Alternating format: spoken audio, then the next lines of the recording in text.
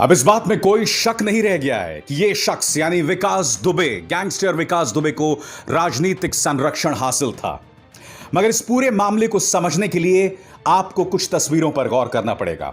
आपके सामने अनंत देव तिवारी, ये वो शख्स है जो उस स्पेशल टास्क फोर्स का मुखिया है जो कि विकास दुबे मामले की जांच करेंगे और इस पर पड़ताल करेंगे। मगर उससे पहले आपको इस खत पर गौर करना पड़ेगा जो लिखा था स्वर्गीय देवेंद्र मिश्रा। वो देवेंद्र मिश्रा, वो पुलिसकर्मी जिसे विकास दुबे ने बेरहमी से मौत के घाट उतार दिया था।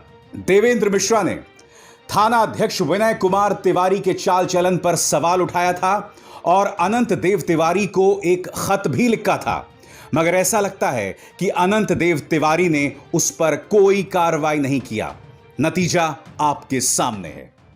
खत में उन्होंने लिखा था, इस प्रकार ऐसे दबंग कुख्यात अपराधी के विरुद्ध थाना अध्यक्ष द्वारा सहानुभूति बरतना और अब तक कार्रवाई न करना श्री विनय कुमार तिवारी की सत्यनिष्ठा पूर्णतः संदिग्ध है। अन्य माध्यम से भी जानकारी हुई है कि श्री विनय कुमार तिवारी का पूर्व से विकास दुबे के पास आना जाना और वार्ता करना बना हुआ था।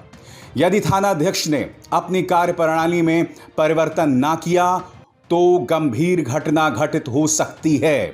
थाना अध्यक्ष श्री विनय कुमार तिवारी के विरुद्ध उपरोक्त अभियोग में 386 धारा हटवाने और अब तक कोई भी कार्रवाई न करने के संबंध में कार्रवाई किए जाने की संस्तुति की जाती है।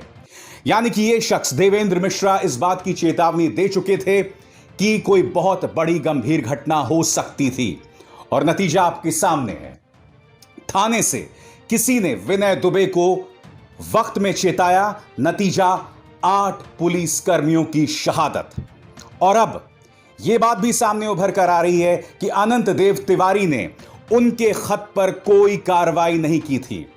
बड़ा प्रश्न यहां पर कि क्या गैंगस्टर विकास दुबे को राजनीतिक संरक्षण हासिल था?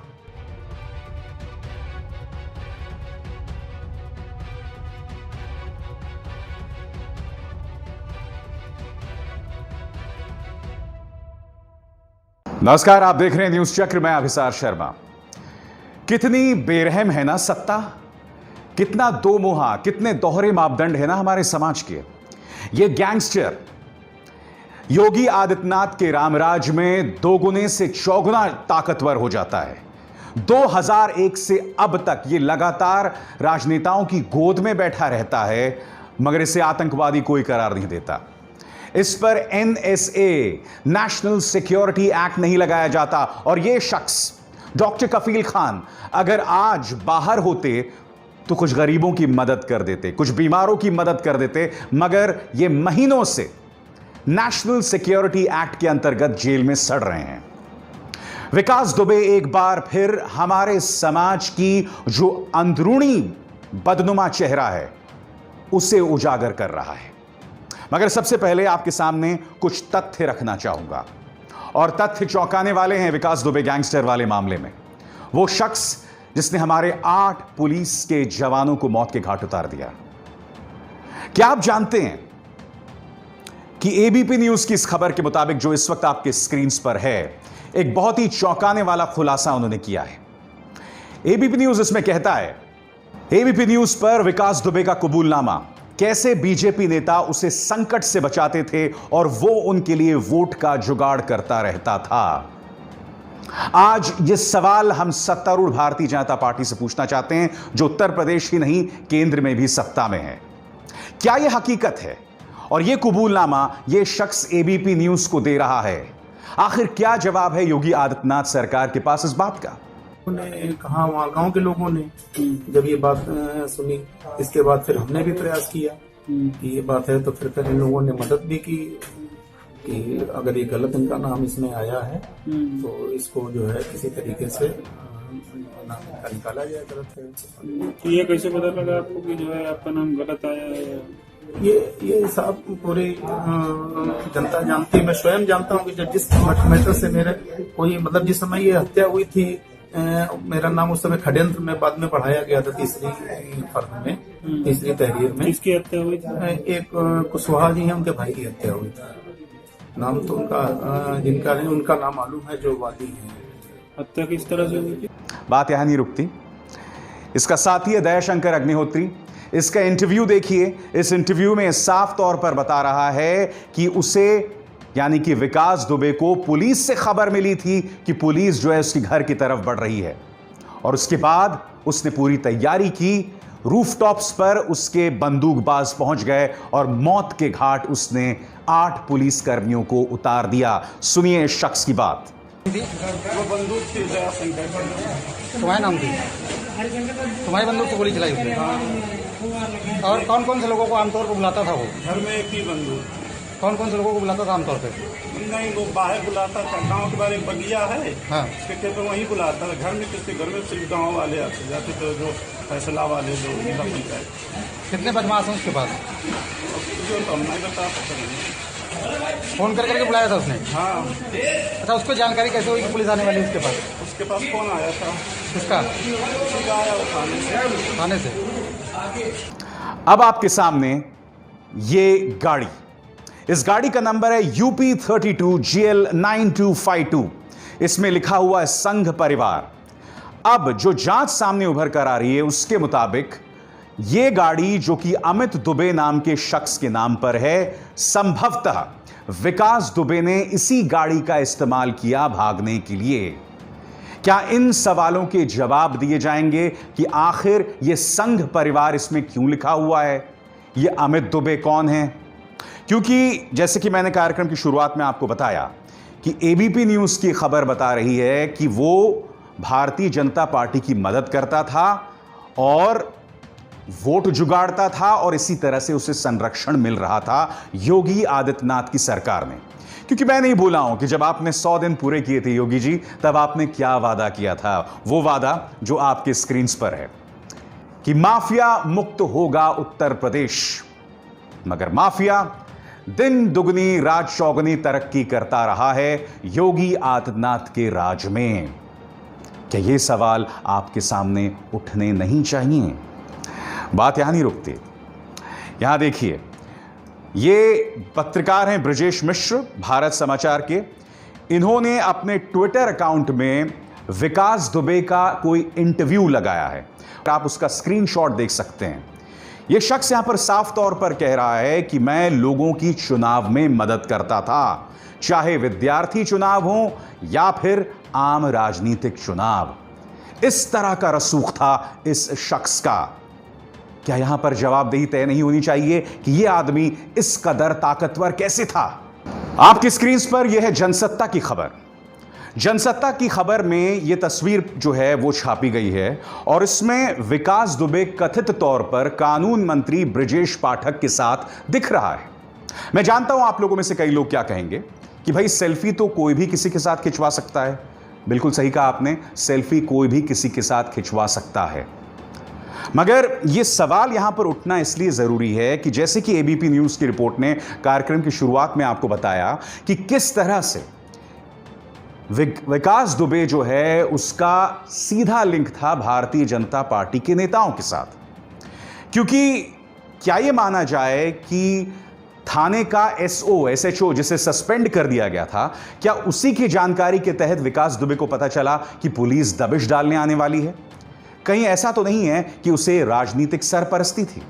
Retired IAS officer Surya Pratap Singh, जिन पर हाल ही में इस वक्त एक केस कर दिया गया था, उन्होंने इस तस्वीर के बारे में क्या कहा आपकी स्क्रीन पर। अब क्या कानून मंत्री के ऊपर मुकदमा करवाएंगे योगी सरकार? क्या उन्हें मंत्री परिषद से बर्खास्त किया जाएगा? मेरे जैसे सामान्य व्यक्ति पर एक सवाल पूछने पर मुकदमा करने वाले अब कहां गए? एक मंत्री को बचाने के लिए अब पूरी मीडिया लग गई है। क्या विकास दुबे को भाजपा का खुला संरक्षण है? सूर्य प्रताप सिंह यहां पर कड़े तेवर अपनाते हुए क्या इस सवाल का जवाब नहीं दिया जाना चाहिए? बात यहां नहीं रुकती है। आपके सामने मैं दिखाने वाला हूं दैनिक जागरण की खबर, और इस खबर का शीर्षक बहुत ही सनसनीखेज है। यह खबर यह बोलती है कि थानेदार को पीटकर 24 घंटे पहले ही दे दी थी चुनौती विकास दुबे ने। 1 जुलाई को शिकायतकर्ता को पीटा था। चौबेपुर थाना प्रभारी पहुंचे तो उनसे भी मार पीट कर मोबाइल छीन लिया था। और खबर क्या कहती है मैं आपको पढ़ के सुनाना चाहूंगा। बिकरू कांड केवल पुलिस दबिश का परिणाम नहीं है, बल्कि इसकी पटकथा वारदात के 24 घंटे पहले ही लिख दी गई थी।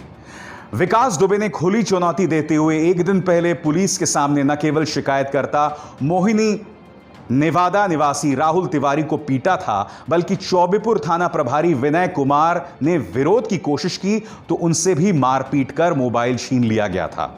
थाना प्रभारी ये बात छिपा गए, लेकिन घटनाक्रम कुछ यूं घूमा कि पुलिस दूसरे दिन विकास के घर दबिश देने पहुंच गई और विकास के गुर्गे बिना सुरक्षा इंतजामों के पहुंची पुलिस टीम पर टूट पड़े और नतीजा आप जानते हैं। आज ये सवाल पूछना पड़ेगा कि जिस शख्स ने साल 2001 में भारतीय जनता पार्टी के एक राज्य मंत्री संतोष शुक्ला की हत्या की, उस पर योगी आदित्यनाथ के कार्यकाल के शुरू से ही दबिश क्यों नहीं डाली गई? शुरू से ही इस पर कड़ी कार्रवाई क्यों नहीं की गई? आखिर शुरू से ही विकास दुबे इस तरह से फल फूल क्यों रहा था? क्या इन सवालों के जवाब नहीं दिए जाने चाहिए? इसके लिए मैं आपको लेकर चलना चाहूंगा साल 2001। आपके सामने यह खबर है अमर उजाला की, और यह खबर क्या कहती है मैं आपको पढ़ के सुनाना चाहूंगा। इसका शीर्षक है भाजपा की गुटबाजी ने और बढ़ाया विकास दुबे को। यानी कि विकास दुबे की ताकत इसलिए बढ़ी क्योंकि भारतीय जनता पार्टी दो खेमों में बटा हुआ था। एक खेमा विकास दुबे का इस्तेमाल कर रहा था दूसरे खेमे के कार्यकर्ताओं को मारने के लिए। अब मैं आपको यह खबर का एक छोटा सा हिस्सा पढ़ के सुनाना चाहूंगा। पिछले एक साल में संगठन के आधा दर्जन नेताओं कार्यकर्ताओं की बेरहमी से की गई हत्याओं के अलावा पुलिस और जिला प्रशासन द्वारा उत्पीड़न की अनगिनत वारदातों ने कार्यकर्ताओं का संगठन के ऊपर से विश्वास उठा दिया है। पूरा संगठन श्यामा बिहारी मिश्र और प्रेमलता कटियार के खेमों में बटा हुआ है। विकास दुबे को भाजपाइयों पर कहर ढाने में भी पर्दे के पीछे भाजपा के बड़े नेताओं का ही हाथ है। सुना आपने? विकास दुबे के पीछे भाजपा के बड़े नेताओं का हाथ है। और ये बड़े नेता कौन हैं? इस खबर के मुताबिक प्रेमलता कटियार के बेटे की चुनाव में जीतने में मदद किसी और ने नहीं बल्कि इस गैंगस्टर विकास दुबे ने की थी। मगर हम कैसे भूल सकते हैं कि 2001 में किस तरह से भारतीय जनता पार्टी के एक नेता की निर्मम हत्या, वो भी थाने के अंदर पहुंच के 25 प्रत्यक्ष गवाहों की मौजूदगी में इसने हत्या कर दी थी और बाद में उससे वो बरी हो जाता है क्योंकि जो 25 के 25 गवाह हैं वो पलट जाते हैं। मगर सवाल यह भी किया जा सकता है कि ऐसा गैंगस्टर इतने सालों तक जिंदा कैसे रहा?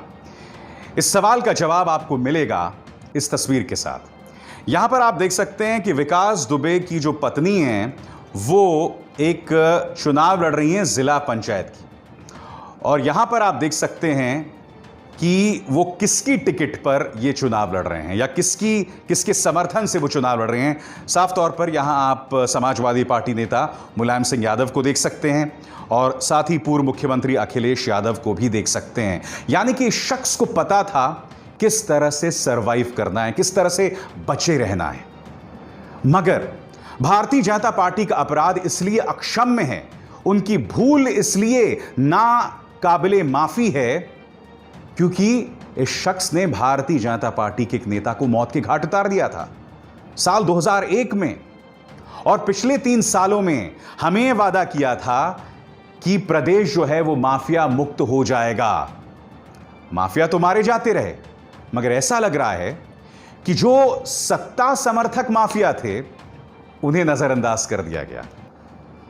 आज मैं आपको दास्तान सुनाना चाहूंगा इस शख्स की। इसका नाम जानते हैं क्या है? इसका नाम है श्री प्रकाश शुक्ला। उत्तर प्रदेश के गैंगस्टर इतिहास का सबसे खूंखार गैंगस्टर। इस शख्स को हर तरफ से राजनीतिक सरपरस्ती मिलती रही। जब इसे भागना होता था एक राज्य से दूसरे राज्य तो सिर्फ ये एक फोन खंगालता था, खड़खड़ाता था और आसानी से दूसरे राज्य की पुलिस उसे राज्य में प्रवेश करने देती थी। क्यों? क्योंकि तमाम राजनेताओं की नब्ज उसके हाथ में थी। तमाम राजनेताओं के गंदे काम ये शख्स श्री प्रकाश शुक्ल करता था। यह आदमी इस कदर ताकत में अंधा हो गया था कि वो लोगों को बेरहमी से मार देता था। बिहार में जाकर उसने वहां के एक मंत्री को भी मौत के घाट उतार दिया था। उसी तरह से लखनऊ में दिन दहाड़े उसने राजनेताओं को मौत के घाट उतार दिया, और उसने अति तब कर दी जब उसने इस शख्स यानी कि उत्तर प्रदेश के पूर्व मुख्यमंत्री कल्याण सिंह तक की सुपारी ले ली। बताया जाता है कि उसने करीब 6 करोड़ में पूर्व मुख्यमंत्री कल्याण सिंह की सुपारी ली थी। उस मामले को दबा क्यों दिया गया? क्या पुलिस अगर थोड़ी तहकीकात करती तो क्या जड़ तक नहीं पहुंच सकती थी? क्योंकि मामला प्रदेश के मुख्यमंत्री का था, तो आखिर क्यों खामोशी साध गई भारतीय जनता पार्टी? आप जानते हैं, कुछ पत्रकारों के व्हाट्सएप ग्रुप्स में मैंने एक चर्चा देखी। कुछ लोग अप्रत्यक्ष तौर पर विकास दुबे का समर्थन इस तरह से कर रहे थे। वो ये कह रहे थे कि क्या जरूरत थी उनके बंगले को तोड़ने की, क्योंकि विकास दुबे के माता पिता तो गैंगस्टर नहीं है, तो क्या जरूरत थी आपके बंगले को तोड़ने की, बताइए। वो ये भी कह रहे थे कि विकास दुबे की जाति को सामने लाने की क्या जरूरत है। ये वही लोग हैं जो भूल जाते हैं कि तुम किस तरह से तबलीगी जमात के बहाने पूरी मुस्लिम कौम को टारगेट करते हो, पूरी मुस्लिम कौम को बॉयकॉट करने की मांग करते हो। और आप जानते हैं, विकास दुबे मामले में भी 2 रसूख वाली जातियों जो कि फॉरवर्ड कास्ट्स हैं, उन दोनों में द्वंद्व शुरू हो गया है। दोनों में व्हाट्सएप ग्रुप्स में आप देखिए, फेसबुक में देखिए, आपस में बहस शुरू हो गई है।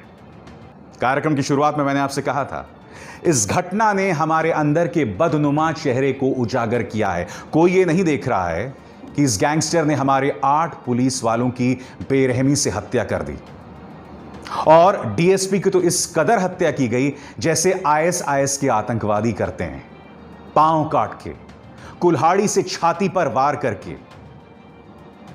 मगर कुछ ऐसे लोग हैं जो विकास दुबे के साथ हमदर्दी रखते हैं, मगर फिर किसी एक आतंकवादी के चलते या किसी एक अपराधी के चलते फिर ये पूरी मुस्लिम कौम को बदनाम करते हैं। मुझे खुशी है कि चाहे कोरोना संकट हो, चाहे चीन ने जिस तरह से हमारी जमीन पर कब्जा कर लिया हो, या फिर ये विकास दुबे प्रकरण, इस सब ने हमें बताया है कि हम भारतीय अंदर से किस कदर बदसूरत हैं।